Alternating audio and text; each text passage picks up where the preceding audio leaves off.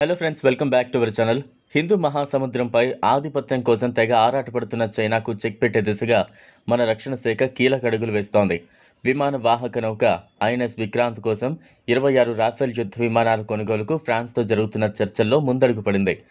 గతేడాది డిసెంబర్లో ప్రధాని మోదీ ఫ్రాన్స్ పర్యటనలో దీనిపై ప్రాథమికంగా చర్చలు జరగ్గా ఈ నెల భారత్ పర్యటనకు వచ్చిన ఫ్రాన్స్ ప్రతినిధి బృందం ఢిల్లీలో రక్షణ శాఖ అధికారులతో భేటీ అయ్యారు. ఈ కీలక భేటీలో సుమారు 50,000 కోట్ల విలువైన 26 రాఫెల్ మెరైన్ యుద్ధ విమానాల కొనుగోలుకు ఒప్పందం చేసుకోవాలని నిర్ణయించింది. స్వదేశీ విమాన వాహక నౌక విక్రాంత్పై మోహరించేందుకు వీలుగా రాఫెల్ జెట్లను కొనుగోలు చేసే ప్రతిపాదనకు ఇప్పటికే కేంద్రం ఆమోదముద్ర వేసింది. డసాల్ట్ ఏవియేషన్ సంస్థ శత్రు భీకర రాఫెల్ యుద్ధ విమానాలు తయారు చేస్తోంది.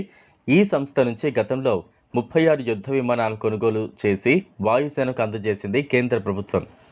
ఇప్పుడు నావికా దళానికి కూడా ఈ యుద్ధ విమానాలను సమకూర్చాలనే ఆలోచనతో 26 యుద్ధ విమానాల కొనుగోలుకు కొంతకాలం నుంచి చర్చలు జరుపుతోంది.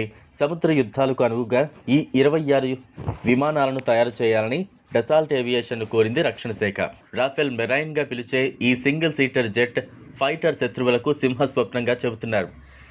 ఏకకాలంలో గగనతల రక్షణతో పాటు అణుదాడులను ఎదుర్కొనడం, శత్రు గగనతలాల్లోకి దూసుకువెళ్లి దాడులు చేసి సురక్షితంగా తిరిగి రావడం, సమర్థంగా నిఘా వేయడం వంటి బహుళ ప్రయోజనాలు ఉన్నట్లు చెప్తున్నారు.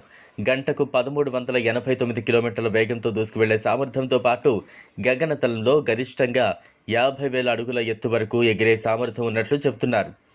లాంగ్ రేంజ్ కాల్ప్ AM-39 ఎక్సోసెట్ ఆయుధ వ్యవస్థతో పాటు లేజర్ గైడెడ్ బాంబులు, నిమిషానికి 2,500 రౌండ్లు పేల్చగల శతఘ్ని ఉంటాయి. లక్ష్యంపై ఖచ్చితత్వంతో దాడులు చేయడంలో రాఫెల్ విమానాలకు మరేవీ సాటి రావని రక్షణ నిపుణులు చెబుతున్నారు. దాడి చేసే మెటర్స్ క్షిపణులు రాఫెల్లో ఉన్నాయి. సరికొత్త టెక్నాలజీతో ప్రపంచంలో అత్యున్నతమైన యుద్ధ విమానాలుగా రాఫెల్కు గుర్తింపు ఉంది. శత్రు దేశాలైన పాకిస్తాన్, చైనాల దూకుడుకు కళ్ళం వేసేందుకు మన నేవీని బలోపేతం చేయాలని నిర్ణయం తీసుకుంది. ముఖ్యంగా హిందూ మహాసముద్రంలో ఆధిపత్యం కోసం ప్రయత్నిస్తున్న డ్రాగన్కు చెక్ పెట్టడమే లక్ష్యంగా మన రక్షణ శాఖ పావులు కదుపుతోంది. ఇదిలా ఉంటే వైమానిక దళంలో అతి కొద్ది దేశాల వద్ద ఉన్న స్టెల్త్ రకం యుద్ధ విమానాలను డిఆర్డీఓ అభివృద్ధి చేస్తోంది. 5.5 జనరేషన్ స్టెల్త్ ఫైటర్ నమూనాను డిఆర్డీఓ ఏవియేషన్ ఎక్స్పో ఐడాక్స్లో ప్రదర్శించింది. ప్రపంచంలో అతి కొద్ది దేశాలకే పూర్తిస్థాయి స్టెల్త్ ఫైటర్ల సాంకేతికత పరిమితమైంది. అతి త్వరలో భారత్ ఆ దేశాల సరసన చేరనుంది. ఈ వీడియో మీకు నచ్చినట్లయితే లైక్ చేయండి, షేర్ చేయండి, ఛానల్ను సబ్స్క్రైబ్ చేసుకోండి. Thanks for watching.